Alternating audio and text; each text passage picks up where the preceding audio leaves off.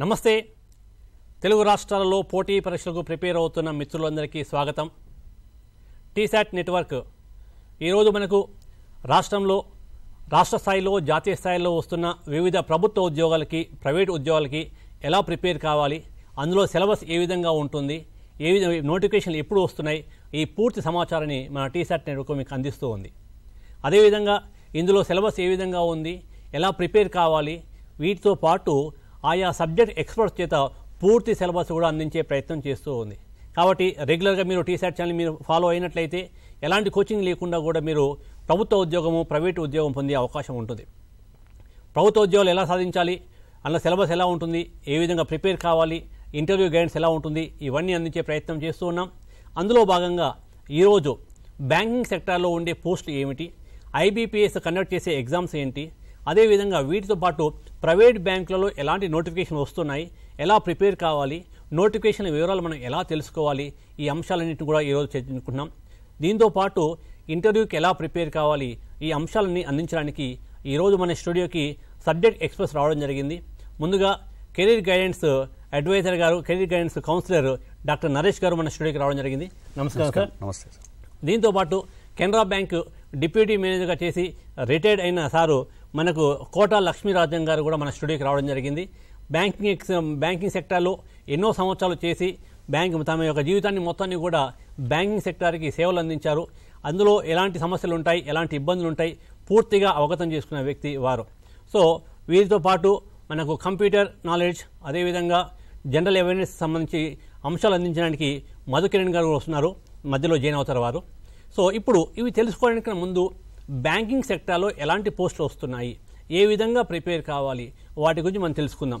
So ముందుగా మనకు banking awareness and computer awareness ఎలా ఉంటాయో ఒకసారి చూద్దాం. మీరు స్క్రీన్ మీద చూడవచ్చు.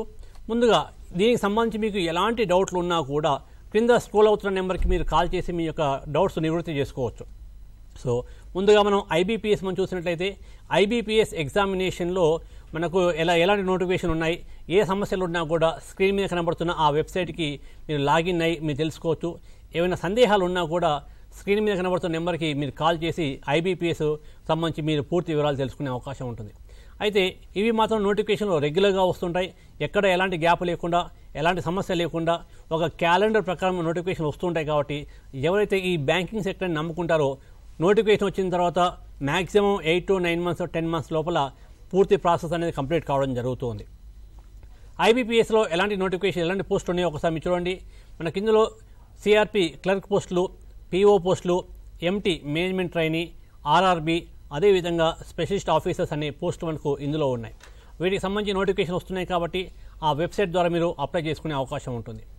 ఇది మాత్రమే కాకుండా ఎన్నో ప్రైవేట్ బ్యాంకులు ఉన్నాయి. ఎన్నో ప్రైవేట్ బ్యాంకులు వారు స్వతహాగా వారే నోటిఫికేషన్ ఇచ్చి వారు సెలెక్ట్ చేసుకుంటున్నారు. హెచ్డిఎఫ్సి కానీ, ఐసిఐసి కానీ ఇతర బ్యాంకులు కూడా వారు ప్రైవేట్గా నోటిఫికేషన్లు ఇవ్వడం జరుగుతూ ఉంది. మరి ఈ హెచ్డిఎఫ్సి బ్యాంకులలో మీరు అప్లై చేసుకోవాలంటే ఎలా చేసుకోవాలి, ఏ విధంగా అప్లై చేసుకోవాలి? మీకు స్క్రీన్ మీద మనకు హెచ్డిఎఫ్సి బ్యాంకు వెబ్సైట్ కనబడుతుంది. ఆ ఓపెన్ చేసిన తర్వాత అందులో మీకు కెరీర్ అనే ఒక ఆప్షన్ ఉంటుంది. అందులో మీరు అప్లై చేసి మీరు కావాల్సిన దానికి అప్లై చేసుకోవచ్చు, ప్రిపేర్ అయ్యే అవకాశం ఉంటుంది. ఏమైనా డౌట్స్ ఉన్నట్లయితే స్క్రీన్ మీద కనబడుతున్న నెంబర్ కూడా మీరు కాల్ చేయండి. ఐసిఐసిఐ బ్యాంకు ఈరోజు దేశంలోనే ఒక ప్రముఖమైన ప్రైవేట్ సెక్టర్లో ప్రముఖమైన బ్యాంకు ఐసిఐసిఐ బ్యాంకు. ఈ ఐసిఐసిఐ బ్యాంకు కూడా స్వతహాగా నోటిఫికేషన్ ఇవ్వడం జరుగుతుంది. వారే ఎగ్జామ్ కండక్ట్ చేసి క్యాండిడేట్ని సెలెక్ట్ చేసుకోవడం జరుగుతుంది. దీనికి సంబంధించిన పూర్తి వివరాలు కావాలి అంటే ఐసిఐసిఐ బ్యాంక్ యొక్క అఫీషియల్ వెబ్సైట్ మీకు స్క్రీన్ మీద కనబడుతుంది. దానికి లాగిన్ కానీ అందులో వెళ్ళి కెరీర్ అనే ఆప్షన్ ద్వారా మీరు అప్లై చేసే అవకాశం ఉంటుంది. ఏమైనా సందేహాలు ఉన్నట్లయితే స్క్రీన్ మీద కనబడుతున్న నెంబర్కి మీరు కాల్ చేయవచ్చు. దీంతోపాటు యాక్సిస్ బ్యాంక్ కానీ, అదేవిధంగా కోటక్ బ్యాంకు, దీంతోపాటు ఇండస్ఇండ్ బ్యాంకు, ఎస్ బ్యాంకు, అదేవిధంగా ఫెడరల్ బ్యాంకు, ఈ బ్యాంకులన్నీ కూడా ఫెడరల్ బ్యాంకు, ఐడిబిఐ బ్యాంకు, ఇలా ఎన్నో ప్రైవేట్ బ్యాంకులు ఉన్నాయి. ఒకటి కాదు, రెండు కాదు, ఈరోజు ఎన్నో ప్రైవేట్ బ్యాంకులు ఉన్నాయి. ఈ ఆయా బ్యాంకులలో అప్లై చేయాలి అంటే మీరు చేయాల్సింది ఆ బ్యాంక్ యొక్క వెబ్సైట్ ఓపెన్ చేయండి. ఓపెన్ చేసిన తర్వాత కెరీర్ అనే ఆప్షన్ ఉంటుంది. సో కెరీర్ అనే ఆప్షన్ మీరు సెలెక్ట్ చేసుకుని అందులో అప్లై చేసే అవకాశం ఉంటుంది. జనరల్గా ఈ ఐబీపీఎస్ అనేది నేషనల్ బ్యాంక్స్ కోసమే ఉంటుంది. ఈ ఐబీపీఎస్ ఎగ్జామ్ ద్వారా ఆ బ్యాంకులో మీకు అప్లై చేసుకునే అవకాశం ఉంటుంది. సో ఇప్పుడు పూర్తిగా దీనికి సంబంధించిన సంక్షిప్త సమాచారం మీకు ఇవ్వడం జరిగింది. ఈ బ్యాంకింగ్ సంబంధించి ముఖ్యంగా ఈ కెరీర్ గైడెన్స్ ఎంతవరకు అవసరం ఉంటుంది, ఎలా ఉంటుంది, ఆ వివరాలని కెరీర్ గైడెన్స్ కౌన్సిలర్ ఎక్స్పర్ట్ మన డాక్టర్ నరేష్ గారు ఉన్నారు, వారిని అడిగి తెలుసుకుందాం. సో మనకు ఈ బ్యాంక్ ఎగ్జామ్ రాయాలి అనుకున్న వారికి అసలు కెరీర్ కౌన్సిలింగ్ ఎంతవరకు అవసరం అంటారు, వారి యొక్క కౌన్సిలింగ్ ద్వారా ఏమైనా మెరుగుపడే అవకాశం ఉంటుందా చెప్తారు? తప్పనిసరిగా సార్, జీవితంలో తొందరగా ఏదో ఒక జాబ్లో స్థిరపడాలి అనుకునే వారికి బ్యాంకింగ్ ఎగ్జామ్స్ అనేటివి చాలా చాలా మంచి అవకాశాలు. చాలామంది ఏమనుకుంటారంటే జాబ్స్ అంటే ఓన్లీ ప్రభుత్వ ఉద్యోగాలు మాత్రమే అనుకుంటారండి. అది చాలా తప్పు. ప్రభుత్వ ఉద్యోగంతో దాదాపు సమానమైనటువంటి నేషనల్ బ్యాంకుల యొక్క నోటిఫికేషన్ చూసి వాటికి ప్రిపేర్ కావడం అనేది చాలా చాలా చాలా అడ్వైజబుల్. దీన్ని మీరు డిగ్రీ ఫస్ట్ ఇయర్ నుంచే స్టార్ట్ చేసుకోవచ్చు. ఆల్మోస్ట్ ఆల్ ఈ జాబులు ఎలా ఉంటాయి అంటే ప్రభుత్వ ఉద్యోగాలతో సమానంగా ఉంటాయి. ఆకర్షణీయమైన జీవితం, మంచి హోదా, సమాజంలో మంచి గౌరవము, ఒత్తిడి లేనటువంటి పని, ఇవన్నీ కూడా బ్యాంక్ ఎగ్జామ్ అంటే బ్యాంక్ జాబ్ యొక్క ముఖ్యమైన అంశాలుగా తీసుకోవచ్చు. సో వెరీ తక్కువ ఏజ్లోనే, అంటే మీకు 21-22 ఇయర్స్లోనే ఒక ప్రభుత్వ ఉద్యోగం లాంటి బ్యాంక్ ఉద్యోగం సాధించి స్థిరపడాలనుకునే వారికి ఇది తప్పనిసరి అండి.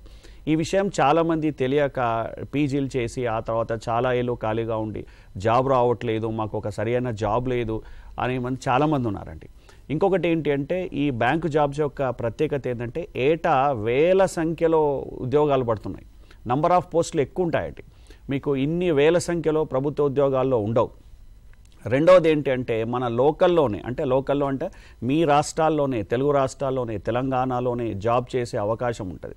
ఇలా కొద్దిపాటి అవగాహన తీసుకుంటే, అంటే కెరీర్ కౌన్సిలింగ్ ద్వారా కానీ ఇలాంటి టీసాట్ ఛానళ్ళ ద్వారా కానీ కొద్దిపాటి కౌన్సిలింగ్ గైడెన్స్ తీసుకుంటే మీరు వెరీ యంగ్ ఏజ్లో, చిన్న వయసులోనే ఒక మంచి ప్రభుత్వ ఉద్యోగం లాంటి బ్యాంక్ జాబ్స్ని తీసుకోవచ్చు. ఇంకొకటి సార్, దీంట్లో ఇంకొక ప్రత్యేకత ఏంటంటే వేగంగా ఎదగొచ్చు.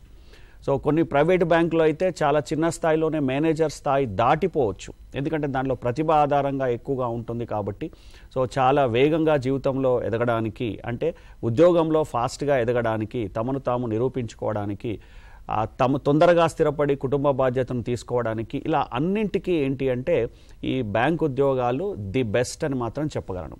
అయితే దీనికి కావాల్సినటువంటి ఏం చేయాలి, మరి ఎలా ఉంటుంది, దాంట్లో ఏం సబ్జెక్ట్స్ ఉంటాయి, ఇవన్నీ మాత్రం ఒక్కసారి విద్యార్థులు చూసుకోవాలి, ప్రిపేర్ అవుతున్న ఎవరో చూసుకోవాలి. వీరు degree first year second year నుంచే దీనికి సంబంధించింది ప్రిపరేషన్ కావచ్చు. తప్పనిసరిగా కొంతవరకు ఈ కౌన్సిలింగ్ గైడెన్స్ అనేది ఖచ్చితంగా అవసరం అండి. ఎందుకంటే ఒక్కొక్క విద్యార్థి ఒక్కొక్క రకంగా ఉంటారు. వారి యొక్క కొందరికి మ్యాథ్స్ సరిగా రాదు, కొందరికి ఇంగ్లీష్ రాదు. సో ఇవన్నీ ఫోబియాలు, ఈ ప్రాబ్లమ్స్ అన్నిటినీ మనము సబ్జెక్ట్ ఎక్స్పర్ట్తోనే కాదు, కెరియర్ కౌన్సిలింగ్ గైడెన్స్ ద్వారా పరిష్కరించుకొని డెఫినెట్గా సాధ్యమైనంత తొందరగా మనం ఒక గవర్నమెంట్ ఉద్యోగంతో లాంటి బ్యాంక్ ఉద్యోగాన్ని సాధించవచ్చు. సార్ లక్ష్మీరాజన్ గారు, ఈరోజు మనకు బ్యాంకింగ్ సెక్టార్లో మన వస్తున్న ఎకో సిస్టంలో ఎలాంటి మార్పులు వస్తున్నాయి, ఏ విధంగా ఉన్నాయి sir? It's a good question. Banking అనేది 1970స్కి 2020 వరకు చాలా మార్పులు వచ్చినాయి. నేను బ్యాంకులో 1984లో బిఎస్ఆర్బి ద్వారా జాయిన్ అయినా. ఆ రోజు బ్యాంకింగ్ సిస్టమ్ ఏంటంటే టోటల్ మాన్యువల్. అసలు మాన్యువల్ అంటే అన్నీ రాసుకోవడము, ఒక చెక్ వచ్చిందంటే చెక్ని ఎంటర్ చేసుకోవడము, రాసుకోవడము, బ్యాలెన్సింగ్ తీసుకోవడము, టాలీ చేసుకోవడము, there was lot of work. ఈరోజు కనుక మనం చూస్తే అవన్నీ మాయమైపోయినాయి. టోటల్ ఈరోజు కంప్యూటరైజ్ అయ్యి ఏది కావాలన్నా నువ్వు బ్యాంకులోకి అడుగు పెట్టకుండానే ప్రతిదీ జరిగిపోతుంది. అంటే మీకు ఏటీఎం అనుకోండి, క్రెడిట్ కార్డ్ అనుకోండి, మొబైల్ బ్యాంకింగ్ అనుకోండి, ఆన్లైన్ బ్యాంకింగ్ అనుకోండి, ఏ టైప్ ఆఫ్ బ్యాంకింగ్ అయినా ఈరోజు ప్రతి కస్టమర్స్కి ఫింగర్ టిప్స్లో ఉంది. కాబట్టి మనం ఆ రోజు బ్యాంక్ని ఈరోజు బ్యాంక్తో అసలు ఊహించుకోలేం. Abnormal change and dynamic change is taking place in all the financial organisations like RBI, commercial banks, private banks and specialised banks. So ఈ రకంగా మీరు చూసుకున్నట్టయితే బ్యాంకింగ్ రంగంలో అబ్నార్మల్ చేంజెస్ వచ్చినాయి. ఇక ముందు కూడా ఇది ప్రోగ్రెస్ అవుతుందే తప్ప ఆగే పరిస్థితి లేదు. కాబట్టి అందరూ దీన్ని గమనించాలి. ఏ రోజుకు ఆ రోజు బ్యాంక్స్ అనేటివి ఎకోసిస్టమ్, డైనమిక్ ఎకోసిస్టంలో చేంజ్ అవుతా వస్తుంది.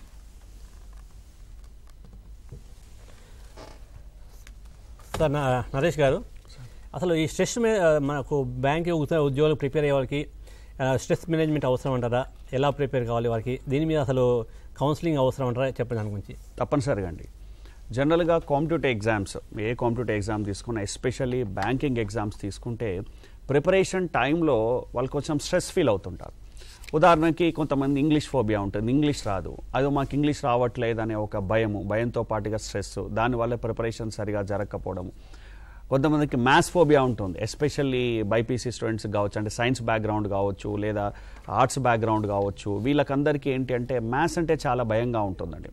ఈ భయం వల్ల ఏమవుతుందంటే ఒత్తిడికి లోనై నేను దీన్ని ప్రిపేర్ కాలేనేమో, అయ్యో నాకు జాబ్ రాదేమో అనే ఒత్తిడి బాగా ఉంటుంది. సో ఇట్లాంటప్పుడు ఏం చేయాలి అంటే సబ్జెక్ట్ ఎక్స్పర్ట్స్ని సలహా తీసుకోవాలి. అంటే ఇంగ్లీష్ తొందరగా ఎలా నేర్చుకోవాలి, మ్యాథ్స్ తొందరగా ఎలా నేర్చుకోవాలి అనేటటువంటి గైడెన్స్ కూడా ఖచ్చితంగా అవసరం అండి. దాంతోపాటుగా స్ట్రెస్ తగ్గించుకోవడానికి కొన్ని మనం మార్గాలను పాటించాలి. ఉదాహరణకి మీకు మ్యాథ్స్తోని స్ట్రెస్ వస్తుంది అనుకోండి, మ్యాథ్స్ ప్రిపరేషన్ టైంలో చాలా ఒత్తిడి స్ట్రెస్ ఉందనుకోండి, మీకు ఇష్టమైన సబ్జెక్ట్ని ఎన్నుకోండి. ఇంగ్లీష్ అనుకోండి, ఇంగ్లీష్ టైంలో మీకు స్ట్రెస్ వస్తుంది, బ్యాంకింగ్ అవేర్నెస్ తీసుకోండి, జనరల్ అవేర్నెస్ తీసుకోండి. అంటే మీకు ఒక సబ్జెక్టు పట్ల స్ట్రెస్ అనిపించినప్పుడు వెంటనే ఏం చేయాలి, ఇంకొక సబ్జెక్టును తీసుకోవాలి. అంటే ఇక్కడ సబ్జెక్ట్ రిలేటెడ్ స్ట్రెస్ని ఈ విధంగా మనము తొలగించుకోవచ్చండి. ఇంకొకటి ఏంటంటే డైలీ లైఫ్లో స్ట్రెస్ ఉంటుంది. డైలీ లైఫ్లో స్ట్రెస్ అంటే ఏంటి అంటే ప్రిపరేషన్ ఎక్కువ కాలం జరపడం, ఒక్కోసారి 6 months కావచ్చు, 1 year కావచ్చు, ఒక్కోసారి కొన్నిసార్లు జాబ్ రాకపోతే 2 years కూడా ప్రిపేర్ కావచ్చు. ఇంత లాంగ్ రన్లో మనం ప్రిపేర్ అవుతున్నప్పుడు డెఫినెట్లీగా స్ట్రెస్ ఫీల్ అవుతామండి. సో దీన్ని ఓవర్కమ్ చేయడానికి ఏం చేసుకోవచ్చు అంటే మధ్యలో కొంచెం బ్రేక్ తీసుకోవడం. ఉదాహరణకి రోజు 1 గంట ఈవినింగ్ టైం బ్రేక్ తీసుకోవడం, లేదా వీక్లీ ఒక ఆదివారం టైంలో ఒక రోజంతా బ్రేక్ తీసుకోవడం, మంత్లీ ఒక రోజు సరదాగా ఫ్రెండ్స్తోని ఊరికే గడపడం. ఇలా చేయడం వల్ల ఏమవుతుందంటే మనకు స్ట్రెస్ అనేది తగ్గిపోతుందండి. అకాడమిక్ ఎగ్జామ్స్లోనైతే మనకు వారం రోజుల ఎగ్జామ్స్ ఉంటాయండి, లేదా 3 రోజుల ఎగ్జామ్స్ ఉంటాయి, మనం అటెస్టెడ్గా రాసేస్తాము, సరిపోతుంది. కానీ పోటీ పరీక్షలు ఎక్కువ కాలం ప్రిపేర్ కావాలి. అంటే 6 months to 1 year 2 year prepare అయ్యే టైంలో ఎవరికైనా చాలా చికాకు, ఆందోళన, ఎందుకు ప్రిపేర్ అవుతున్నాము, ఇవన్నీ కామన్గా జరిగేటటువంటివి. సో ఇవన్నీ పోవాలి అంటే మీరు ఒకటే సాధించాలనే పట్టుదల ఒకటి పెట్టుకోండి. రెండవది ఏంటి అంటే మీకు ఎప్పుడైనా ఒత్తిడి అనిపించినప్పుడు ఈ రకమైన ప్రోగ్రాములు చేయండి. కొద్దిగా ధ్యానం అంటే మెడిటేషన్ చేయండి, దీర్ఘంగా శ్వాస పీల్చుకోండి. ప్రతి 1 hourకి ఒకసారి ఒక 5-10 నిమిషాలు చిన్న బ్రేక్ తీసుకుంటే మీకు అప్పుడున్నటువంటి స్ట్రెస్ తగ్గిపోతుంది. దీంతో పాటుగా సో మిత్రులను మాలాంటి ఇక్కడ టీసాట్లో ఉండేటటువంటి ఎక్స్పర్ట్స్ కానీ వీటన్నిటి ఇలాంటి వారి యొక్క సలహాలు సూచనలు తీసుకోవడం వల్ల డెఫినెట్గా దీన్ని ఓవర్కమ్ చేసుకోవచ్చు. బ్యాంకింగ్ ఎగ్జామ్లో ఒక ముఖ్యమైన అంశము జనరల్ అవేర్నెస్, అదేవిధంగా కంప్యూటర్ నాలెడ్జ్. సో దీని మీద కూడా మనకు క్వశ్చన్లు అనేవి ఎక్కువగా వస్తుంటాయి. ఇందులో మంచి పరిజ్ఞానం ఉన్న వాళ్ళే మనకు సెలెక్ట్ అయ్యే అవకాశం ఉంటుంది. దీని గురించి మనకు వివరాలు ఇవ్వడానికి, పూర్తి సమాచారం ఇవ్వడానికి మన యొక్క సబ్జెక్ట్ ఎక్స్పర్ట్ మధుకిరణ్ గారు రావడం జరిగింది. సార్ నమస్కారం. సార్ నమస్కారం సార్. ఓకే, ఈ ప్రైవేట్ సెక్టార్లో, బ్యాంకింగ్ సెక్టార్లో ఎలాంటి జాబ్లు ఉన్నాయి, ఏ విధంగా ఉన్నాయి సార్ ప్రైవేట్ సెక్టార్లో? సార్ ఇప్పుడు ఐబీపీఎస్ ద్వారా ప్రభుత్వ రంగ బ్యాంకులలో ఎలా అయితే ఉద్యోగాలు ఉన్నాయో అదేవిధంగా ప్రైవేట్ రంగ బ్యాంకులలో కూడా, ప్రైవేట్ సంస్థలలో అంటే ప్రైవేట్ బ్యాంక్, ఐసిఐసిఐ బ్యాంక్ కానివ్వండి, యాక్సిస్ బ్యాంక్ కానివ్వండి, హెచ్డిఎఫ్సి కానివ్వండి, నూతనంగా వచ్చిన బంధన్ బ్యాంక్ కానివ్వండి, ఐడిఎఫ్సి లాంటి ఇలా అనేక రంగ ప్రైవేట్ బ్యాంకులు ఉన్నాయండి మనకి. ఈ బ్యాంకులలో కూడా సేమ్ ఐబీపీఎస్ ద్వారా ప్రభుత్వ రంగ బ్యాంకులో ఉన్న ఉద్యోగాలే ఎలా అయితే 2-3 లక్షల వరకు ఫిలప్ అవుతున్నాయో, ఈ ప్రైవేట్ బ్యాంకులలో కూడా 2 నుండి 3 లక్షల వరకు కూడా ఉద్యోగాలు కల్పిస్తున్నారు. సో ఇక్కడ చెప్పాల్సిన విషయం ఏంటంటే స్టూడెంట్స్కి వచ్చిన తర్వాత ముఖ్యంగా ఈ విద్యార్థులు ప్రైవేట్ రంగ బ్యాంకులకు వచ్చిన తర్వాత స్కిల్స్ కావాలి. చాలా వరకు నైపుణ్యం అన్నది చాలా ఇంపార్టెంట్. ఎందుకంటే గవర్నమెంట్ సెక్టార్లో ఉన్న బ్యాంక్స్ ఏమో సర్వీస్ ఓరియంటెడ్, అండ్ ప్రైవేట్ బ్యాంక్స్కి వచ్చిన తర్వాత సర్వీస్ ఓరియంటెడ్తో పాటుగా ప్రాఫిట్ మ్యాక్సిమైజేషన్ గురించి కూడా చూస్తూ ఉంటుంది. సో కాబట్టి మనకి ఆ నైపుణ్యత అనేది చాలా ఇంపార్టెంట్ అండి. ముఖ్యంగా రీటైల్ బ్యాంకింగ్ కానివ్వండి, కస్టమర్ సాటిస్ఫాక్షన్ కానివ్వండి, కార్పొరేట్ బ్యాంకింగ్ కానివ్వండి, ఇంటర్నెట్ బ్యాంకింగ్ మెలకువలు కానివ్వండి, ఇలాంటివన్నీ కంపల్సరీగా స్టూడెంట్స్ అవలంబించుకోవాలన్నమాట. అప్పుడే ప్రైవేట్ బ్యాంకులలో మీకు ఉద్యోగం అనేది చాలా సాఫీగా ఈజీగా వచ్చేస్తుంది. జనరల్గా మనకు గవర్నమెంట్ బ్యాంక్ అంటే ఐబీపీఎస్ స్కోర్ ఆధారంగా ఉంటుంది. అందులో మంచి స్కోర్ వచ్చిన వాళ్ళు ఐబీపీఎస్లో జాబ్ కొట్టే అవకాశం ఉంటుంది. ఒకవేళ అందులో మంచి స్కోర్ రాలేదు, అలాంటి వాళ్ళు ప్రైవేట్ బ్యాంకులకి ఎలా సెలెక్ట్ కావాలి, ఏ విధంగా వెళ్తే బాగుంటుంది అంటారు? ఎస్. సో ఐబీపీఎస్కి వచ్చిన తర్వాత సార్ దాదాపుగా 6 months నుంచి 1 year వరకు ప్రిపరేషన్ అనేది కొనసాగిస్తున్నారు. స్టూడెంట్స్. అండ్ ప్రైవేట్ బ్యాంక్స్కి వచ్చిన తర్వాత సంవత్సరం పొడవునా రిక్రూట్మెంట్స్ అనేవి జరుగుతూ ఉంటుందండి.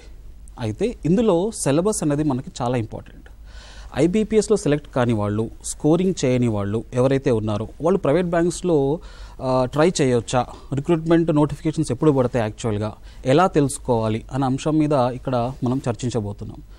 ముఖ్యంగా ప్రైవేట్ బ్యాంక్ సిలబస్కి వచ్చిన తర్వాత సేమ్ అదే అర్థమెటిక్ లాంటివి, reasoning, general English and general awareness. అయితే ఇందులో కంప్యూటర్ నాలెడ్జ్ కూడా చాలా ఇంపార్టెంట్. బ్యాంకింగ్ వ్యవస్థలో మనకి చాలా వరకు ఇప్పుడు చూస్తే అన్ని డిజిటల్ ట్రాన్స్ఫర్మేషన్ అయిపోయిందండి.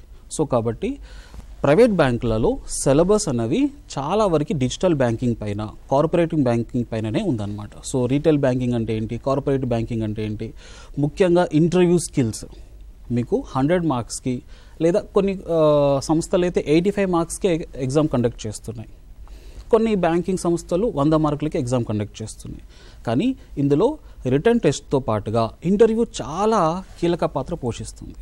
మీకు ఇంటర్వ్యూ అనేది లైక్ బ్యాంకింగ్ వ్యవస్థ గురించి మీకు ఎలాంటి నాలెడ్జ్ ఉంది, రిజర్వ్ బ్యాంక్ ఆఫ్ ఇండియా ఎలాంటి మానిటరీ పాలసీ రివ్యూస్ చేస్తూ ఉంటుంది, అండ్ ఈ ధరల స్థిరత్వం కోసం అని చెప్పేసి ఈ ఇంట్రెస్ట్ రేట్స్ని, వడ్డీ రేట్లను ఎలా మారుస్తూ ఉంటుంది, సో త్రైమాసికం కానివ్వండి లేకపోతే వార్షిక నివేదికలను ఎలా అందజేస్తూ ఉంటుంది, ఇలాంటివన్నీ కూడా కంపల్సరీగా మెనికల్ నేర్చుకోవడము. అండ్ ముఖ్యంగా customer satisfaction. So private banks అనగానే మనకి ఈ క్రెడిట్ కార్డ్స్ అమ్మాలేమో లేకపోతే ఇన్సూరెన్స్ చేయించాలేమో అని చెప్పేసి అనుకుంటారు. అయితే కంపల్సరీగా లైక్ టెల్లర్ లెవెల్ నుండి అంటే క్లరికల్ లెవెల్ నుండి ఎండీ లెవెల్ వరకు అయినా కూడా టార్గెట్స్ అనేవి ఖచ్చితంగా ఉంటాయండి ప్రైవేట్ బ్యాంక్స్లో. సో కాబట్టి ఇవన్నీ దృష్టిలో పెట్టుకొని ప్రైవేట్ బ్యాంక్స్కి ప్రిపేర్ అవ్వడం చాలా ఉత్తమం. ఈ ప్రోగ్రామ్ చూస్తున్న మిత్రులు ఎవరైనా మీకు ఎలాంటి సందేహాలు ఉన్నా కూడా క్రింద స్క్రోల్ అవుతున్న నెంబర్కి మీరు కాల్ చేసి మీ యొక్క సబ్జెక్ట్ ఎక్స్పర్ట్స్ మీకు అందుబాటులో ఉన్నారు కాబట్టి డైరెక్ట్గా వారితో మాట్లాడి మీ యొక్క డౌట్స్ క్లారిఫై చేసుకోవచ్చు. సార్ చెప్పండి మధుకిరణ్ గారు, ఈ జనరల్ అవేర్నెస్ నుంచి క్వశ్చన్లు ఏ విధంగా వస్తున్నాయి, ఎలా ప్రిపేర్ కావాలి, ఎలా దానికి సిలబస్ ఏ విధంగా ఉంటుంది, నాకు కొంచెం పూర్తి వివరాలు అందిస్తారా మీరు? Sure sir. So general awareness అన్నది చాలా బ్రాడ్ సిలబస్ అండి, చాలా బ్రాడ్ సెక్షన్ అనమాట. సో ఇందులో వివరాత్మకంగా మనం చదివితేనే పూర్తి పరిజ్ఞానం ఇందులో సాధించవచ్చు. ముఖ్యంగా బ్యాంకింగ్ అవేర్నెస్ అనగానే మనకి బ్యాంకింగ్ అంశాలు, అలానే ఆర్థిక అంశాలు, దాంతోపాటుగా కరెంట్ అఫైర్స్ అంశాలు కూడా అడుగుతారనమాట. సో ఓవరాల్ నాలెడ్జ్ అనేది చాలా చాలా ఇంపార్టెంట్. బ్యాంకింగ్ అవేర్నెస్ గురించి మనం ఇక్కడ చర్చించాలనుకున్నప్పుడు బ్యాంకింగ్ అవేర్నెస్లో ఈ బ్యాంకుల యొక్క చరిత్ర, సో బ్యాంకులు ఎప్పుడు ఏర్పడ్డాయి, సో 1773లో బ్యాంక్ ఆఫ్ హిందుస్థాన్ ఏర్పడింది. ఆ తర్వాత 1947 వరకు కూడా బ్రిటిష్ పాలనలో బ్యాంకింగ్ వ్యవస్థ ఎలా కొనసాగింది. సో ప్రెసిడెన్సీ బ్యాంక్స్ అని చెప్పేసి బెంగాల్లో కానివ్వండి, కలకత్తాలో కానివ్వండి, బాంబేలో కానివ్వండి ప్రెసిడెన్సీ బ్యాంక్స్ ఏర్పాటు చేశారు. ఆ తర్వాత ఇండిపెండెన్స్ వచ్చిన తర్వాత బ్యాంకుల కార్యకలాపాలు ఎలా కొనసాగుతున్నాయి, ఇలాంటి విషయాలపైన కంపల్సరీగా అవగాహన తెచ్చుకోవాలి. ఎందుకంటే 1955లో స్టేట్ బ్యాంక్ ఆఫ్ ఇండియాని మొట్టమొదటిసారిగా జాతీయం చేశారు. జాతీయం చేసిన తర్వాత బ్యాంకుల యొక్క రూపురేఖలన్నీ కూడా మారిపోయాయి. ఎందుకంటే ప్రభుత్వ సంస్థలపైననే చాలా వరకు మనం మక్కువ చూపిస్తూ ఉంటాం. అలాంటి ప్రభుత్వ రంగ బ్యాంకులు అనేసరికి చాలామంది ప్రజలు ప్రైవేట్ బ్యాంకు నుండి ప్రభుత్వ రంగ బ్యాంకుల సైడ్ టర్న్ అయ్యారు అనమాట. సో అలాంటప్పుడు బ్యాంకులు కొన్ని ఏవైతే వీక్ బ్యాంక్స్ ఉన్నాయో అవి కూలిపోవడం జరుగుతుంది, స్ట్రాంగ్ బ్యాంక్స్ అన్నీ కూడా మెర్జ్ అవ్వడం జరుగుతుంది అనమాట. అలాంటి తరుణంలో 1955లో ఎస్బీఐ, అదే 1955లో ఐసిఐసిఐ బ్యాంకు కూడా ఏర్పడిందండి. సో 2024లో ICICI bank 70 years of anniversary celebrations చేశారు. సో 70 ఇయర్స్ అవుతుంది ఎస్టాబ్లిష్ అయ్యి ఐసిఐసిఐ బ్యాంక్. అలానే ఎస్బీఐ కూడా 1 జూలైకి ఎస్బీఐ, 5th జనవరికి ఐసిఐసిఐ బ్యాంక్ అనేవి ఎస్టాబ్లిష్ అయ్యాయండి. అయితే 1958లో మెర్జింగ్స్ ఒకసారి జరిగాయి. సో దాని తర్వాత 1993లో నూతన బ్యాంక్స్కి లైసెన్స్ ఇవ్వడం జరిగింది. అండ్ 1969, 1980లో కొన్ని బ్యాంక్స్ నేషనలైజ్ చేశారు. సో ఈ జాతీయ బ్యాంకులు ఏంటివి, ఎందుకు జాతీయం చేయాల్సి వచ్చింది, నేషనలైజేషన్ ఆఫ్ బ్యాంక్స్, సో వాటిని సెలబ్రేషన్స్ ఎలా చేశారు, 50 ఇయర్స్ ఆఫ్ నేషనలైజేషన్ చెప్పేసి సెలబ్రేషన్స్ చేశారు. ఆ తర్వాత ప్రభుత్వ రంగ బ్యాంకులకు వచ్చిన తర్వాత రీసెంట్లీ విలీనాలు జరుగుతున్నాయి. సో బ్యాంకులను ఎందుకు విలీనం చేస్తున్నారు, మర్జింగ్స్ ఆఫ్ బ్యాంక్స్ 2020లో మనం చూసాం. 14 బ్యాంక్స్ని నేషనలైజ్ చేశారండి, విలీనం చేశారు, మర్జింగ్స్ ఆఫ్ బ్యాంక్స్ చేశారు. దానివల్ల భారత ఆర్థిక వ్యవస్థ పైన ఎలాంటి ప్రభావం చూపబోతుంది? సో ప్రపంచీకరణలో మన బ్యాంకులు ఏ స్థాయిలో ఉన్నాయి? So state bank of India కానివ్వండి, హెచ్డిఎఫ్సి కానివ్వండి, ఐసిఐసిఐ కానివ్వండి, ఈ 3 బ్యాంకులు మనకి టూ బిగ్ టు ఫెయిల్ అంటారు. అంటే చాలా పెద్దవి, ఇవి ఫెయిల్ అవ్వవు, ఇవి విఫలం కాదు అని అర్థం అన్నమాట. అంటే ఎలాంటి ఫైనాన్షియల్ రిసెషన్ వచ్చినా, ఆర్థిక సంక్షోభం వచ్చినా కూడా ఈ బ్యాంక్స్ ఫెయిల్ అవ్వవు అని అర్థం అన్నమాట. సో కాబట్టి టూ బిగ్ టు ఫెయిల్లో డొమెస్టిక్ సిస్టమేటిక్ బ్యాంక్స్ ఏంటివి, ఆ తర్వాత reserve bank of India monetary policy ఏం చెప్తుంది. 2016 తర్వాత మానిటరీ పాలసీని మానిటరీ పాలసీ కమిటీగా చేంజ్ చేశారు. అంటే అందులో మనకున్న వడ్డీ రేట్లు ఏదైతే ఉన్నాయో, ముఖ్యంగా CRR, SLR, repo rate, reverse repo rate, base rate, ఇలాంటి వడ్డీ రేట్లు ఏదైతే ఉన్నాయో అవి ఎవ్రీ క్వార్టర్కి చేంజ్ చేస్తుంటారండి. సో ఆర్బీఐ త్రైమాసికం రివ్యూని కంపల్సరీగా స్టూడెంట్స్ చదవాల్సిందే. ఒక నిమిషం సార్. సో మానిటరీ పాలసీ రివ్యూని కంపల్సరీగా మనం చదవాల్సిందేనండి. సో సిఆర్ఆర్ 4%, ఎస్ఎల్ఆర్ 18% అని చెప్పేసి ఖచ్చితంగా గుణాంకాలను మనం గుర్తుపెట్టుకోవాల్సిందే. తర్వాత ఆ అంశాలపైన కూడా పట్టు సాధించాల్సిందే. అసలు సిఆర్ఆర్ అంటే ఏంటి, క్యాష్ రిజర్వ్ రేషియో అసలు ఎందుకు తీసుకొస్తారు, ఎందుకు చేంజ్ చేస్తారు, అలా చేంజ్ చేయడం వల్ల బ్యాంకుల పైన ఎలాంటి ప్రభావం ఉంటుంది, అలానే మార్కెట్ పైన ఒత్తిడి ఎలా ఉంటుంది. సో సిఆర్ఆర్ తగ్గించడం వల్ల, రెపో రేట్ తగ్గించడం వల్ల, లేకపోతే ఎస్ఎల్ఆర్ తగ్గించడం వల్ల మార్కెట్లో అధికంగా మనీ ఫ్లో ఉంటుందా లేకపోతే తగ్గుతుందా అన్న అంశాలపైన ఖచ్చితంగా క్వశ్చన్స్ అనేవి అడుగుతారనమాట. సో దీంతో పాటుగా రీసెంట్లీ మనకి ఈ పేమెంట్స్ బ్యాంక్ ఒకటి కాన్సెప్ట్ వచ్చిందండి. So Bimal Jalan committee, reserve bank of India ఆధ్వర్యంలో బిమల్ జలాన్ కమిటీ వేశారనమాట. సో 2013లో దాని ప్రకారము మనకి ఈ నూతనంగా 2 బ్యాంకులు ఏర్పాటు చేశారు. ఒకటి ఐడిబిఐ, ఇంకోటి బంధన్ బ్యాంక్. అలానే నచికేత్ మోర్ కమిటీ ప్రకారము payments bank and small finance banks అని చెప్పేసి కొత్తగా ఏర్పాటు చేశారండి. అందులో మనం చూస్తూనే ఉన్నాం, పేటిఎం అని, ఫోన్పే అని, తర్వాత ఎయిర్టెల్ పేమెంట్స్ బ్యాంక్ అని, ఇలా వివిధ జియో పేమెంట్స్ బ్యాంక్ అని చెప్పేసి ఇలా దాదాపుగా 10 పేమెంట్స్ బ్యాంక్స్ ఉన్నాయండి. ఇవి ఓన్లీ ఆన్లైన్ ట్రాన్సాక్షన్స్ మాత్రమే చేస్తాయి, లిమిటెడ్ ట్రాన్సాక్షన్స్ చేస్తాయి. అవి మనం ఖచ్చితంగా తెలుసుకోవాలన్నమాట. అంటే మ్యాక్సిమం డిపాజిట్స్ ఎంతవరకు యాక్సెప్ట్ చేస్తాయి అండ్ మ్యాక్సిమం లోన్స్ ఎంతవరకు ఇస్తాయి, ఇవి క్రెడిట్ కార్డ్స్ ఆఫర్ చేస్తావా చేయవా అన్నవి అంశాలపైన మనం పట్టు సాధించాలన్నమాట. అంటే పేమెంట్ బ్యాంక్ లిమిట్స్ ఏంటివి, స్మాల్ ఫైనాన్స్ బ్యాంక్స్ లిమిట్స్ ఏంటివి, అండ్ నూతనంగా ఏర్పాటు చేసిన బంధన్ బ్యాంక్ ఏదైతే ఉందో చాలా వేగంగా దూసుకోబోతుందండి. దాన్ని బట్టి మనం అర్థం చేసుకోవచ్చు ప్రైవేట్ బ్యాంక్స్ అన్నవి విస్తరణ చాలా వరకు కొనసాగుతుందని చెప్పేసి. ముఖ్యంగా గ్రామీణ బ్యాంకులలో మనకి ప్రైవేట్ బ్యాంకుల యొక్క వ్యవస్థ చాలా తక్కువగా ఉంది, నథింగ్ బట్ లిమిటెడ్గా ఉందన్నమాట. గ్రామీణ బ్యాంకులలో మనకి గ్రామీణ బ్యాంకులలో చాలా వరకు ఎస్బీఐ లాంటివి, అంతకుముందు ఎస్బీహెచ్ ఉండే, ఇప్పుడు ఎస్బీహెచ్ అనేది ఎస్బీఐలో విలీనం అయిపోయింది కాబట్టి, ఆ తర్వాత యూనియన్ బ్యాంక్ అని, పంజాబ్ నేషనల్ బ్యాంక్ అని, ఇలాంటి బ్యాంక్స్ ఉన్నాయన్నమాట. ఆంధ్ర బ్యాంక్ కూడా ఉండేది. ఫోన్లో ఉన్నారు. హలో, చెప్పండి. ఈ బ్యాంకింగ్ సెక్టార్ లో అంటే జాబ్లు క్లర్క్స్ దగ్గర నుంచి అప్పర్ లెవెల్ వరకు ఏముంటాయి, అందులో బెస్ట్ డైరెక్ట్ ఏదైనా హయ్యర్ పొజిషన్ పోయే జాబ్ ఏముంటుంది, దానికి ఏం ప్రిపేర్ అవ్వాలి ప్రైవేట్ బ్యాంకుల్లో ఎస్పెషల్లీ? దీనికి ఆన్సర్ మీకు ఆల్రెడీ బ్యాంకింగ్ సెక్టార్లో పనిచేసిన అనుభవం ఉన్న లక్ష్మీరాజన్ గారు మీకు ఇస్తారు. బ్యాంకింగ్ సెక్టార్లో డిఫరెంట్ పొజిషన్స్ కొరకు రిక్రూట్మెంట్స్ జరుగుతూ ఉంటాయి. మీరు స్పెషలైజేషన్ పోస్ట్ ఉంటాయి. Take like law officers, credit officers, credit అనలిస్టులు, తర్వాత ఈ ట్రెజరీ మేనేజ్మెంట్ ఆఫీసర్స్, ఈ రకంగా డిఫరెంట్ పొజిషన్స్ కొరకు బ్యాంకులలో రిక్రూట్మెంట్ జరుగుతూ ఉంటుంది. సో మీరు దేనిలో ఎక్స్పర్టు, మీకు ఏ రకమైన జాబ్ కావాలి అనే దాని మీద మీరు అప్లై చేసుకోవచ్చు. ఈ రిక్రూట్మెంట్ అనేది అన్ని నోటిఫికేషన్ ద్వారానే జరుగుతాయి. ఇప్పుడు మీరు కమర్షియల్ బ్యాంక్స్ని తీసుకుంటే ఐబీపీఎస్ ద్వారా జరుగుతుంది, లేదు ప్రైవేట్ బ్యాంక్స్ తీసుకుంటే వాళ్ళు ఇండివిజువల్గా చేసుకుంటూ ఉంటారు. ప్రతి bank they are having their own system of recruitment. కాబట్టి మీరు ఏ పొజిషన్ కొరకు ఎక్స్పెక్ట్ చేస్తున్నారో, మీకు దానిలో ఉన్న ఎక్స్పర్టైజ్ ఏంటి అనే దాని మీద బ్యాంకులు ఇచ్చిన నోటిఫికేషన్ను మీరు యూటిలైజ్ చేసుకొని ఆ రకంగా ప్రిపేర్ అయిపోయి you can get a job easily. Okay sir, thank you sir. So ఆ విధంగా మనకి ప్రైవేట్ బ్యాంక్స్కి వచ్చిన తర్వాత ఈ లైక్ ఐడిబిఐ కానివ్వండి, బంధన్ బ్యాంక్ కానివ్వండి, ఈ బంధన్ బ్యాంక్ ఏదైతే ఉందో అది మైక్రో ఫైనాన్స్ ఇన్స్టిట్యూషన్గా ఉండేదండి వెస్ట్ బెంగాల్లో బేస్ చేసి. అలాంటిది ICICI bank, HDFC, axis banks ఏదైతే ఉన్నాయో అవన్నీ కూడా అర్బన్కి లిమిట్ అయిపోయాయి. అంటే నగరాలలోనే మనకి బ్రాంచెస్ కనిపిస్తాయి గ్రామీణ ప్రాంతాల కంటే కూడా. అయితే ఈ బంధన్ బ్యాంక్ వచ్చిన తర్వాత రిజర్వ్ బ్యాంక్ ఆఫ్ ఇండియా రూల్ని ఖచ్చితంగా పాటిస్తుంది. అదేంటంటే 25% of branches must be established in rural areas. So 25% branches ఏదైతే ఉన్నాయో ఖచ్చితంగా గ్రామీణ ప్రాంతాలలో ఏర్పాటు చేయాల్సిందే. గ్రామీణ ప్రజానికానికి నమ్మకం కల్పించాల్సిన బాధ్యత బ్యాంకులపైనే ఉందన్నమాట. సో ఓకే సార్, మరొక ఫోన్ కాల్ ఉన్నారు. హలో సార్, నమస్తే సార్. నమస్తే అమ్మా.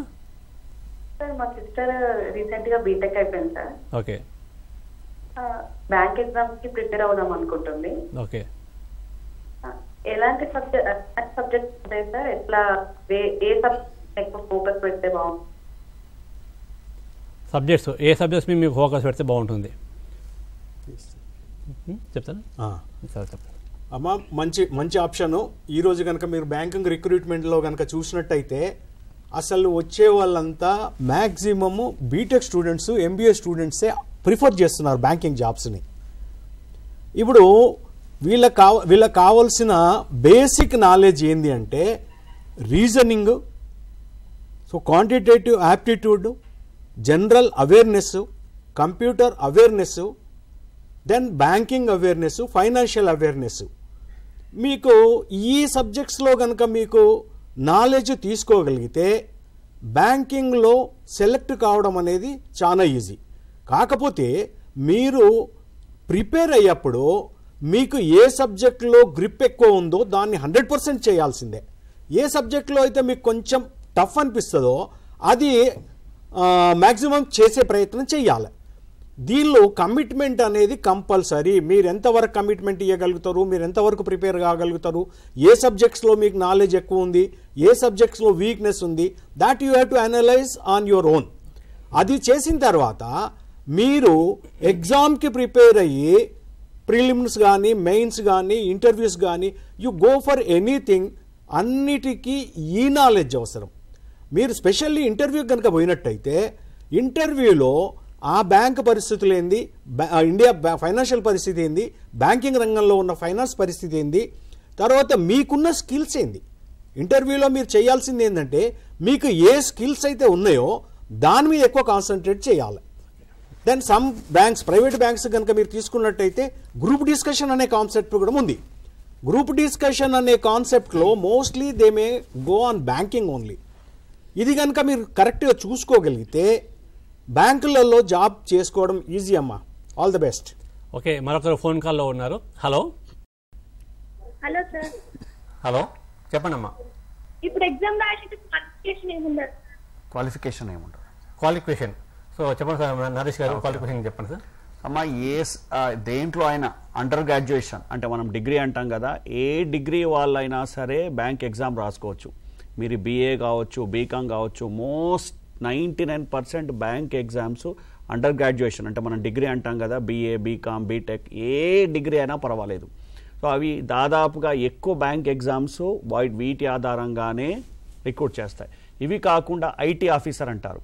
సో ఎస్పెషల్లీ ఇన్ఫర్మేషన్ టెక్నాలజీ అంటే బీటెక్, కంప్యూటర్ సైన్స్ వాళ్ళు, తర్వాత కొంతమంది అగ్రికల్చర్ సైన్స్ వాళ్ళని కూడా కొంతమందిని చేస్తారు, తర్వాత లాయర్స్ను, ఇలా ఎవరినైనా సరే వివిధ పోస్టులో చేస్తారు. కానీ 99% ఎక్కువ బ్యాంక్ జాబ్స్, క్లర్కర్ జాబ్స్ కానీ, పిఓ జాబ్స్ కానీ ఇలాంటివి ఏ గ్రాడ్యుయేషన్ ఉన్నా, అంటే అండర్ గ్రాడ్యుయేషన్ అంటాం మనం, డిగ్రీ అంటాం, అది ఉంటే చాలమ్మా మీరు ఈజీగా ప్రిపేర్ కావచ్చు. అప్పుడే కాదండి, మీరు మీ స్పెషలైజేషన్కు ప్రిపేర్ కావచ్చు, జనరల్ డిగ్రీ నుంచి కూడా ప్రిపేర్ కావచ్చు. ఇలా 2 ఆప్షన్స్ ఉంటాయి మీకు. వివిధ బ్యాంకులు వివిధ రకాలైనటువంటి స్పెషలిస్ట్ పోస్టులను రిక్రూట్ చేసేటప్పుడు దానికి అప్లై చేసుకోవచ్చు, మీ గ్రాడ్యుయేషన్కి సంబంధించినటువంటి జనరల్ పోస్టులకు కూడా అప్లై చేసుకోవచ్చు. కాబట్టి ఏ డిగ్రీ ఉన్నా, అంటే ఏ అండర్ గ్రాడ్యుయేషన్ ఉన్నా, మీరు పీజీ చేసినా కానీ నిరభ్యంతరంగా మీరు బ్యాంక్ ఎగ్జామ్స్కి ప్రిపేర్ కావచ్చు, సాధించవచ్చు కూడా. ఇక్కడ వచ్చిన డౌట్ ఉంది సార్ చాలా మంది. చెప్పండి సార్. ఇది డిగ్రీ అన్నప్పుడు ఓపెన్ డిగ్రీ చేసిన వాళ్ళు కొంతమంది ఉంటారు. అవును, నాకు ఎలిజిబిలిటీ ఉంటుందని కొంతమంది, ఉండదని కొంతమంది అంటున్నారు. అది మరి లేదండి, మీరు ఏ డిగ్రీ అయినా తీసుకోవచ్చు, రెగ్యులర్ తీసుకోవచ్చు, ఓపెన్ యూనివర్సిటీ తీసుకోవచ్చు, కొన్నిసార్లు డైరెక్ట్గా సో ఇంటర్మీడియట్ తర్వాత బ్రేక్ వచ్చి డిగ్రీ, ఏ డిగ్రీ అయినా పర్వాలేదండి. అంటే గవర్నమెంట్ ఐడెంటిఫైడ్ యూజీసీ అప్రూవ్డ్ ఉండేటటువంటి ఏదైనా సరే ఒక డిగ్రీ ఉంటే చాలు. అంతేగాని మేము ప్రైవేట్లో చేశాము, అక్కడ చేశాము, లేదు ఓపెన్ యూనివర్సిటీ చేస్తాం, అలా కాదండి. అన్నీ ఈక్వల్గానే పరిగణిస్తారు. ఫైనల్గా ఇక్కడ డిగ్రీ అనేది మీకు అర్హత మాత్రమే అని గుర్తుపెట్టుకోవాలి. మీరు దాంట్లో వడబోత కార్యక్రమం ఫిల్టర్ ఉంటుంది. అంటే ఎలా ప్రిలిమ్స్, మెయిన్స్, ఇంటర్వ్యూ వీటిల్లో నెగ్గాలి. మీకు ఉండేటటువంటి డిగ్రీ అనేది ఒక అర్హత, వాళ్ళు మాత్రమే అప్లై చేసుకోవచ్చు అనేటువంటి ఒక అర్హత. ఆ తర్వాత ప్రతిభ ఆధారంగా మీరు చూపించినటువంటి అక్కడ మార్కులు వచ్చిన దాని ఆధారంగా మాత్రమే మేము సెలెక్ట్ చేస్తారు సార్. ఓకే, మరొకరు ఫోన్ కాల్లో ఉన్నారు. హలో హలో హలో సార్, నేను బ్యాంక్ ఎంప్లాయీ, ప్రైవేట్ బ్యాంక్ లో వర్క్ చేస్తున్నాను. ఆల్మోస్ట్ 6 years వర్క్ చేస్తున్నాను. ప్రజెంట్ మెడికల్ లీవ్ లో. నా క్వశ్చన్ ఏంటంటే, ఇప్పుడు 6 years నేను ప్రైవేట్ సెక్టర్ లో వర్క్ చేస్తాను బ్యాంకింగ్ ఫీల్డ్ లో. Is there any opportunity to move public sector ఏదైనా పొజిషన్ కి? ఇప్పుడు ప్రజెంట్ నేను మేనేజర్ కేడర్ ఉన్నాను ప్రైవేట్ బ్యాంకింగ్. సో దీనికి మనకు లక్ష్మీరాజన్ గారు ఆన్సర్ చెప్తారు, చెప్పండి. రైట్ అమ్మా. ఇప్పుడు మీరు ఏ బ్యాంకులో అయితే పనిచేస్తున్నారో, ఎంతకాలం పనిచేసినా that service will not be considered for moving to other banks. ఆ బ్యాంకు రిక్రూట్మెంట్స్ ఏదైతే ఉంటుందో ఆ బ్యాంకు రిక్రూట్మెంట్ డిఫరెంట్ లెవెల్స్కి ఉంటుంది. మీరు అడిగినట్టు మీరు స్కేల్ 2 లెవెల్లో ఉన్నారు, స్కేల్ 4 లెవెల్స్కి డైరెక్ట్ ఆఫర్స్ కూడా ఉంటాయి. అప్పుడు ఏం చేయాలా? మీరు వాళ్ళు ఇచ్చిన నోటిఫికేషన్ ప్రకారం వాళ్ళ ఎగ్జామ్కి ప్రిపేర్ కావాలా. మీరు ఎప్పుడైతే క్వాలిఫై అయ్యి ఇంటర్వ్యూ సక్సెస్ఫుల్గా చేయగలుగుతారో అప్పుడు మాత్రమే అదర్ బ్యాంక్స్లో అదర్ పొజిషన్స్కి మూవ్ కాగలుగుతారు. బట్ ఒకటి ఏంటంటే, మీరు కనుక ఇప్పుడు 6 ఏళ్ళ నుంచి ఒక బ్యాంకులో పనిచేస్తుంటే మీరు education qualifications related to banking అవి కనుక చేసుకొని ఉన్నట్టయితే, సపోజ్ మీరు సిఐఏబి ఉంది, జేఏబి ఉంది, certified courses in recovery, certified courses in treasury, అటువంటి ఏమైనా ఎక్స్పర్ట్ కోర్సెస్ కనుక మీరు చేసుకున్నట్టయితే ఆ పొజిషన్స్కి ఖచ్చితంగా మీరు అప్లై చేసుకోవచ్చు. If you qualify they will offer the job. Sir, మనకు బ్యాంకింగ్ సెక్టర్ ప్రిపేర్ అయ్యే వాళ్ళు ఎప్పుడు ప్రిపరేషన్ ఎప్పుడు స్టార్ట్ చేస్తే బాగుంటుంది అంటారు నరేష్ గారు? అంటే ఇంటర్ డిగ్రీలో స్టార్ట్ చేయమంటారు? ఇంటర్మీడియట్ అంటే కొద్దిగా అప్పటికి వాళ్ళకి అవగాహన ఉండదండి. డిగ్రీలో ఎప్పుడైతే అండర్ గ్రాడ్యుయేషన్ యూజీ స్టార్ట్ చేస్తారో ఫస్ట్ ఇయర్ నుంచే ప్రిపేర్ కావచ్చు. ఇది ఫైనల్ ఇయర్ అప్లై చేసుకోవచ్చు అండి. ఫైనల్ ఇయర్ ఉన్న వాళ్ళు అప్లై చేసుకోవచ్చు. లాస్ట్ సెమిస్టర్ నుంచి మన వాళ్ళు డైరెక్ట్గా రాసుకోవచ్చు. ఫస్ట్ ఇయర్ నుంచే ప్రిపేర్ కావచ్చు. Slow and study win the race అనేటువంటిది ఇక్కడ బాగా పనిచేస్తుంది సార్. మీరు ఫస్ట్ ఇయర్ నుంచే, ఉదాహరణకి మీరు తెలుగు మీడియం వాళ్ళు అనుకోండి, ఫస్ట్ ఇయర్ నుంచే ఇంగ్లీష్ మీద కొంచెం పట్టు సాధించడము, క్రమక్రమంగా టెక్స్ట్ బుక్ అంటే ఇంగ్లీష్ న్యూస్ పేపర్స్ చదవడము, ఇంగ్లీషు మీద పట్టు సాధించడము, తర్వాత నెమ్మదిగా మ్యాథ్స్ మీద పట్టు సాధించడము, ఇలా ఈ రెండింటి మీద కొద్దిగా మనము డిగ్రీ ఫస్ట్ ఇయర్ నుంచే మనం ప్రణాళిక వేసుకోవచ్చు. దీనివల్ల లాభం ఏంటి అంటే, మనము డిగ్రీ అయిపోయిన వెంటనే మనకు జాబ్ దొరుకుతుందండి. మిగతా వాళ్ళు డిగ్రీ అయిన తర్వాత రియలైజ్ అయిపోయి డిగ్రీ తర్వాత 4 ఏళ్లకు 5 ఏళ్లకు ప్రిపరేషన్ స్టార్ట్ చేస్తే వాళ్ళకు లేట్ అవుతుంది. రెండవది ఏంటి అంటే, ఉద్యోగంలో కూడా ముందుకు వెళ్ళలేకపోతారండి. ఇక్కడ మీరు జస్ట్ 21 ఇయర్స్కి 20 ఇయర్స్కే మీరు జాబ్ తీసుకోవడం వలన ఉద్యోగాల్లో ముందుకెళ్తారు. సో కాబట్టి వీలైనంత తొందరగా మీ లక్ష్యము ఒక ప్రభుత్వ ఉద్యోగం లాంటి బ్యాంక్ జాబ్ అయితే, సో డెఫినెట్గా మీరు డిగ్రీ ఫస్ట్ ఇయర్ నుంచే నెమ్మదిగా మీ ప్రిపరేషన్ స్టార్ట్ చేయండి. మీ డిగ్రీ ఫైనల్ ఇయర్ వచ్చేసరికంటే మీరు ఎక్స్పర్ట్గా, అంటే ఆ సబ్జెక్ట్లో కొద్దిగా నాలెడ్జ్, ఎక్స్పర్ట్ అంటే సబ్జెక్ట్ ఎక్స్పర్ట్ కాదు ఇక్కడ, అంటే ఆ సబ్జెక్ట్లో నాలెడ్జ్ పెంపొందించుకుంటారు.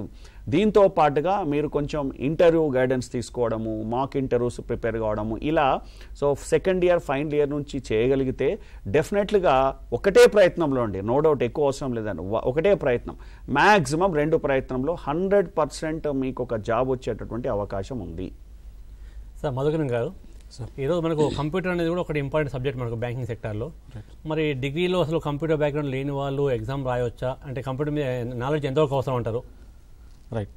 సో కంప్యూటర్స్ అవేర్నెస్ అనేది ఒక సెక్షన్గా ఉంది సార్ బ్యాంకింగ్ ఎగ్జామ్స్లో. అది లైక్ ఐబీపీఎస్ బ్యాంక్స్ అయినా లేకపోతే ప్రైవేట్ బ్యాంక్స్ అయినా కూడా. సో ఏ ఎగ్జామ్లో అయినా కూడా కంప్యూటర్స్ నాలెడ్జ్ అనేది కంపల్సరీ అనమాట.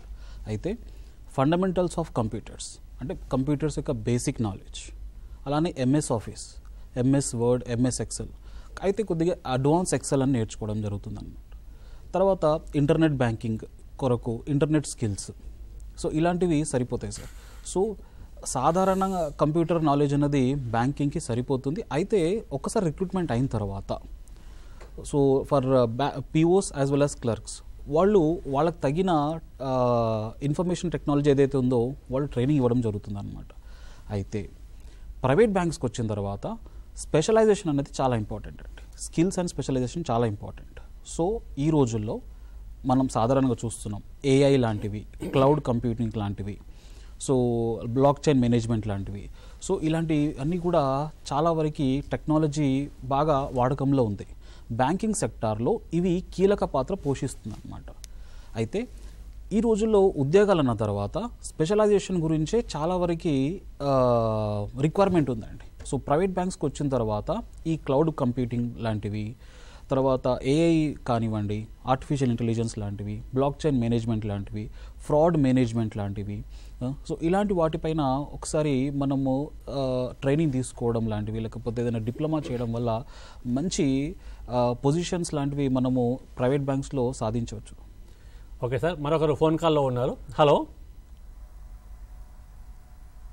హలో హలో యా హలో, చెప్పండి అమ్మా.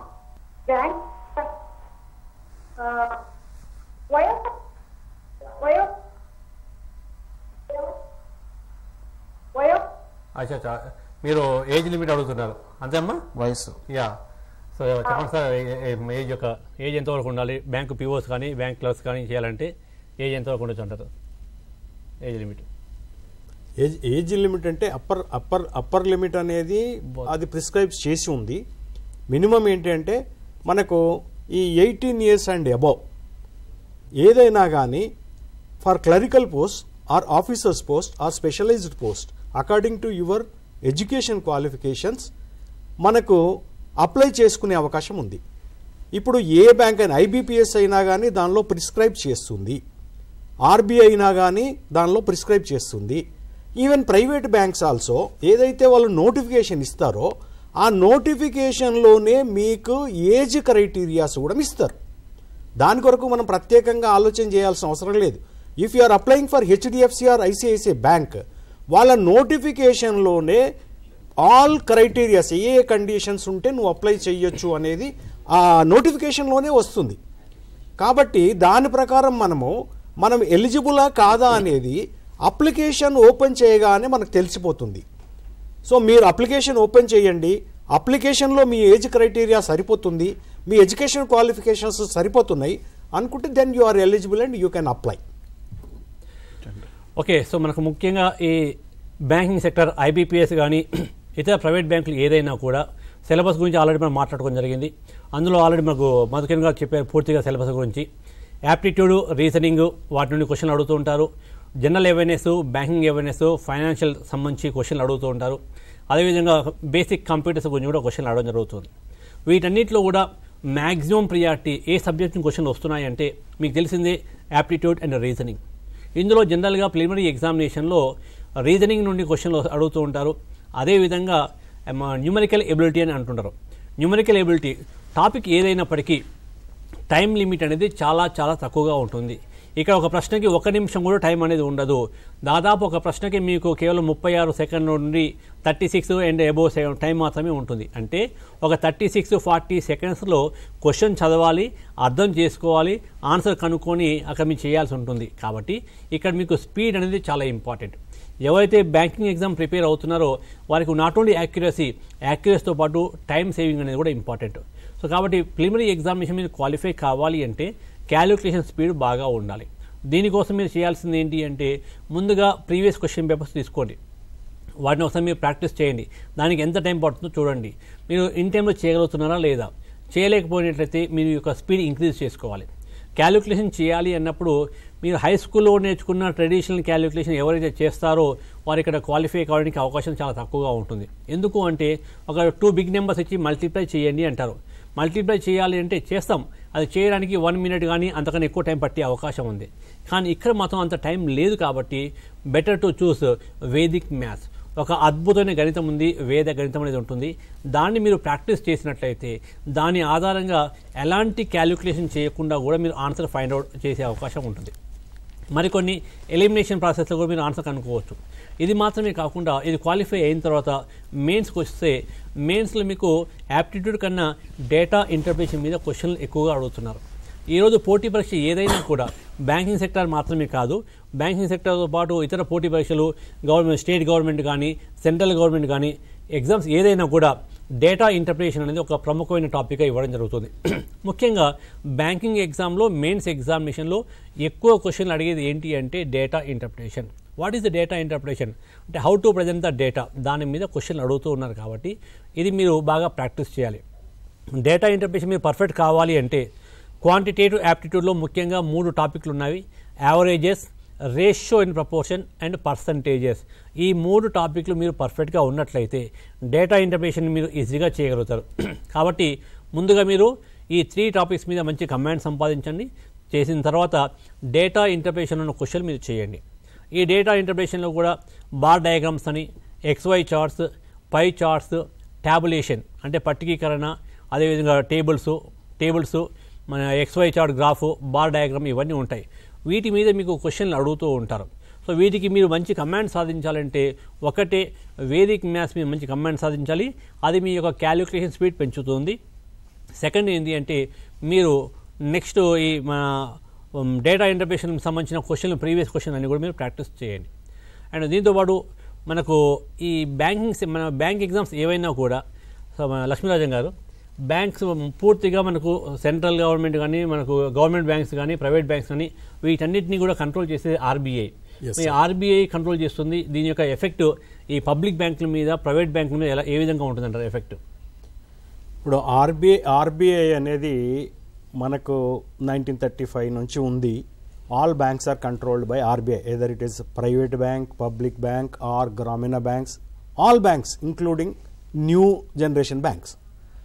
ఏంటి అంటే వాళ్ళ మేనేజ్మెంట్ని కానీ, వాళ్ళ అసెట్స్ అండ్ లయబిలిటీస్ని కానీ, వాళ్ళ బ్యాలెన్స్ షీట్స్ని కానీ ఎవ్రీథింగ్ ఇది మనం ఆర్బీఐకి సబ్మిట్ చేయాల్సి వస్తుంది. కాబట్టి మనం ఏది చేసినా అది 100% ట్రాన్స్పరెంట్గా ఉండాలి.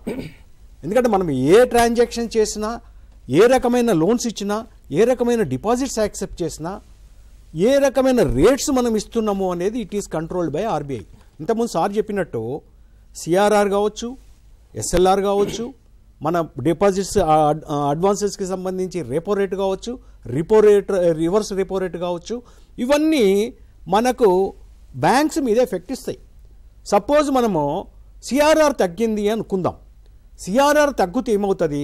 బ్యాంక్స్ ఆర్బీఐ దగ్గర పెట్టాల్సిన ఫండ్స్ తగ్గుతాయి. అంటే బ్యాంక్స్ చేతిలో ఫండ్స్ సఫిషియెంట్గా ఉంటాయి. అప్పుడు లెండింగ్ పెరుగుతుంది. లెండింగ్ పెరగడానికి సిఆర్ఆర్ తగ్గడానికి ఒక డైరెక్ట్ లింక్ ఉంది. అట్లాగే మీరు రేపో రేటు, రివర్స్ రేపో రేట్ అనేటివి it indirectly effects your lending. Repo rate కనుక తగ్గింది అనుకుంటే మన బ్యాంక్స్ అన్నీ మొన్న రీసెంట్గా జరిగిన దానిలో 0.25% తగ్గిస్తే ఆటోమేటిక్గా అన్ని బ్యాంక్స్ 0.25% తగ్గిస్తే మీకు హౌసింగ్ లోన్ కావచ్చు, కార్ లోన్ కావచ్చు, ఎడ్యుకేషన్ లోన్ కావచ్చు, all loans becomes cheaper including MSME and industry loans. అప్పుడు ఏమవుతుంది? ఇండస్ట్రీస్ కానీ, దీనికి ఎడ్యుకేషన్ కానీ ఫండ్స్ ఫ్లో పెరుగుతుంది. అంటే ఆటోమేటిక్గా మనము ఇండియన్ ఎకానమీ గ్రోత్కి యూజ్ చేసుకుంటున్నాం. సో ఈ రకమైన కంట్రోల్సే కాకుండా ఇప్పుడు ఆఫ్టర్ కంప్యూటరైజేషన్, సో మనకు ఆర్బీఐ నుంచి maximum number of reports at a speed not expected in earlier years, అంత స్పీడ్లో. ఎందుకంటే ఎక్కడ ఏదైనా ఒక బ్యాంక్లో ఒక ఫ్రాడ్ జరిగింది, ఒక మిస్టేక్ జరిగింది అనుకుంటే next day RBI is following on the bank. ఎట్లా తెలుస్తుంది అంటే it is the reporting system. ఆ రిపోర్టింగ్ సిస్టమ్ అనేది స్పీడప్ అయింది because of computerization, which was recommended by Rangarajan committee in 1988. So దాంతో ఈరోజు ఆర్బీఐ కంట్రోల్ చాలా డీసెంట్గా ఉంది. According to RBI controls, all banks, nationalized, commercial and private banks and NBFCs also working properly under the guidelines of RBI, which affects the entire economy of India. Naresh గారు, sir మనకు ఇందులో time management ఎలా చేస్తే బాగుంటుంటారు? ఎగ్జామ్లో time అనేది చాలా తక్కువగా ఉంటుంది. అవునండి. మరి టైం మేనేజ్మెంట్ ఎలా చేస్తే వాళ్ళు బాగుంటుంది, దాని గురించి కొంచెం గైడెన్స్ ఇస్తారా? తప్పనిసరిగా అండి. మీకు ఏ బ్యాంక్ ఎగ్జామ్లో అయినా కానీ మీరు చెప్పినట్టుగా అర్థమెటిక్, రీజనింగ్ ఇవన్నీ టైం బేస్డ్ అండి. అరగంట ఇచ్చి క్యాలిక్యులేషన్ చేయమంటే ఎవరైనా చేస్తారండి, అది కాదు. ఉన్న ఆ 30 to 45, 50 సెకండ్స్లోనే మీరు క్వశ్చన్ చదవాలి, అర్థం చేసుకోవాలి, క్యాలిక్యులేషన్ చేయాలి. దాని తర్వాత నెక్స్ట్ కరెక్ట్గా ఆన్సర్ని గుర్తుపట్టాలి. దీని కొరకు వేగం ముఖ్యం. దీనికి ఏం చేయాలంటే ముందు ప్రాక్టీస్ చేయాలండి. ముందు ఫస్ట్ ఏం చేయాలంటే సబ్జెక్ట్ నేర్చుకోవాలి. ఆ సబ్జెక్ట్లో అంటే మ్యాథ్స్ ఉంది ఫర్ ఎగ్జాంపుల్కి, మ్యాథ్స్లో ఉండేటువంటి టెక్నిక్స్ ఏంటివి, ఆ టిప్స్ ఏంటివి, సో దాని మీద ఉన్న కాన్సెప్ట్ ఏంటి, ఇలా నేర్చుకుంటే ఏమవుతుంది అంటే మీకు తొందరగా విత్ ఇన్ ద టైం లిమిట్లోనే మీరు ఆన్సర్ చేయగలుగుతారు. అలా కాకుండా కొన్ని బట్టి పెట్టడము, దానివల్ల కాన్సెప్ట్ లేకుండా ఇష్టం వచ్చినట్టుగా ప్రిపేర్ కావడము, అది అర్థం చేసుకోకపోవడము, వీటి వల్ల టైం చాలా తీసుకుంటుంది. ఇక్కడ మిమ్మల్ని ఎలిమినేట్ చేసేదే టైం మీద, గుర్తుపెట్టుకోండి. మీకు క్వశ్చన్స్ మీద కాదు. ఎవరు క్విక్గా ఆ ఉన్న టైంలోనే, వాళ్ళు ఇచ్చిన టైంలోనే మీరు ఆన్సర్ చేయగలిగితే వాళ్ళు మాత్రమే మంచి మార్కులు సంపాదించి తర్వాత జాబ్కి వెళ్ళగలుగుతారండి. దీని కొరకు ఫస్ట్ సబ్జెక్ట్ మీద కొద్దిగా గ్రిప్ సాధించాలి. ఆ టెక్నిక్స్, స్ట్రాటజీస్ ఏంటివి, కాన్సెప్ట్ను అర్థం చేసుకోవడము, దాంట్లో ఉన్న సీక్రెట్స్ అర్థం చేసుకోవడము, 10 స్టెప్పులు చేసే బదులు 2 స్టెప్పుల్లోనే మనం మ్యాథ్స్ కంప్లీట్ చేసుకోవడము, ఇలాంటివి చేసుకోవాలి. సో దీంతో పాటుగా సార్ చెప్పినట్టుగా వేదిక్ మ్యాథ్స్, షార్ట్ కట్స్ చేసుకోవాలి. దీంతో పాటుగా ఇంకా ప్రాక్టీస్ చేయాలండి, బాగా ప్రాక్టీస్ చేయాలి. ప్రాక్టీస్ మేక్స్ పర్ఫెక్ట్ అంటారండి మనం. తర్వాత అది స్కిల్గా మారిపోతుంది. ప్రాక్టీస్ చేసి చేసి అదేమవుతుందంటే ఒక స్కిల్గా మారిపోతుంది. అంటే మీరు ఇట్లా మ్యాథ్స్ చూడగానే చెప్పేస్తారు, ఆన్సర్ అక్కడ వచ్చేస్తుంది మీకు. సో ఇంగ్లీష్ చూడగానే ఆన్సర్ వచ్చేస్తుంది. ఇలా ప్రాక్టీస్ చేయాలండి, నంబర్ ఆఫ్ ప్రాక్టీస్.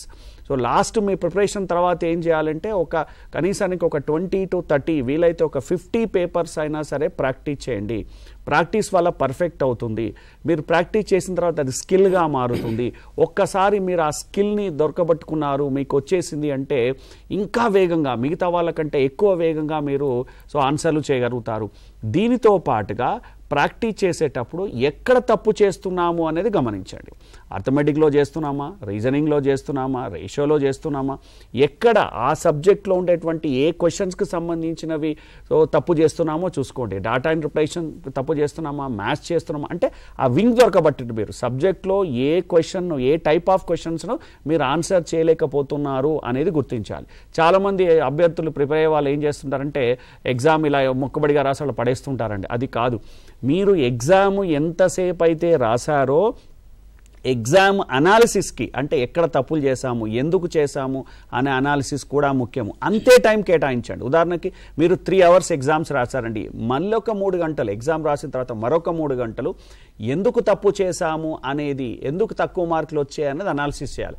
ఇది స్టార్టింగ్లో చేసుకోవాలండి. చివరి వరకు మీకు టైం అన్నీ ఎక్కువ కరెక్ట్ చేసిన తర్వాత ఈ టైం తగ్గిపోతూ ఉంటుంది. సో కాబట్టి అంటే మీరు ఎగ్జామ్ రాసేటప్పుడు, మార్క్ టెస్ట్ రాసేటప్పుడు ముందుగానే ప్రిపేర్ అయ్యి ఆ తర్వాత ఎగ్జామ్ రాసి ఆ తర్వాత నెక్స్ట్ స్టేజ్లో ఏం చేయాలి, ఎక్కడ తప్పు చేశాము అనేది చూసుకోవాలి. ఇది చేయకుండా ఎగ్జామ్ రాసి ఊరికే అక్కడ పడేస్తే దానివల్ల మీకు ఫలితం ఉండదు. టైం మేనేజ్మెంట్లో ఇది ముఖ్యమండి. ఖచ్చితంగా టైంలో, విత్ ఇన్ ద టైంలో మన ఎగ్జామ్ చేయాలంటే నేను చెప్పిన ప్రాసెస్ అంతా ఖచ్చితంగా కావాలి. Thank you sir. సో ఈరోజు మనకు సబ్జెక్ట్స్ ఎక్స్పర్ట్స్ అందరూ కూడా వివిధ ప్రాంతాల నుంచి వచ్చి మీకు విలువైన సమాచారం ఇవ్వడం జరిగింది. బ్యాంకింగ్ సెక్టార్లో ఎక్స్పర్ట్ గారు, ఆల్రెడీ బ్యాంకింగ్ జాబ్ చేసిన వ్యక్తి, అదేవిధంగా కంప్యూటర్స్ ఎక్స్పర్టు, కెరీర్ కౌన్సిలింగ్ ఎక్స్పర్ట్తో పాటు యాప్టిట్యూడ్ అండ్ రీజనింగ్లో ఉన్న నేను కూడా మీకు వచ్చి విలువైన సమాచారం ఇచ్చాను అనుకుంటున్నాను. ఇది మీకు పూర్తిగా ఉపయోగపడుతుంది. ఈ ప్రోగ్రామ్ని ఎవరైనా మిస్ అయినట్లయితే మీరేం బాధపడకండి. ఇది మన యొక్క టీశాట్ యొక్క యూట్యూబ్ ఛానల్ కూడా అందుబాటులో ఉంటుంది. రెగ్యులర్గా టీశాట్ ఛానల్ చూస్తూ ఉండండి, సబ్జెక్ట్ పొందండి, ఖచ్చితంగా మీరు విజయం సాధించండి. సదా మీ విజయాన్ని కోరుకుంటున్న మీ టీశాట్ ఛానల్. Thank you.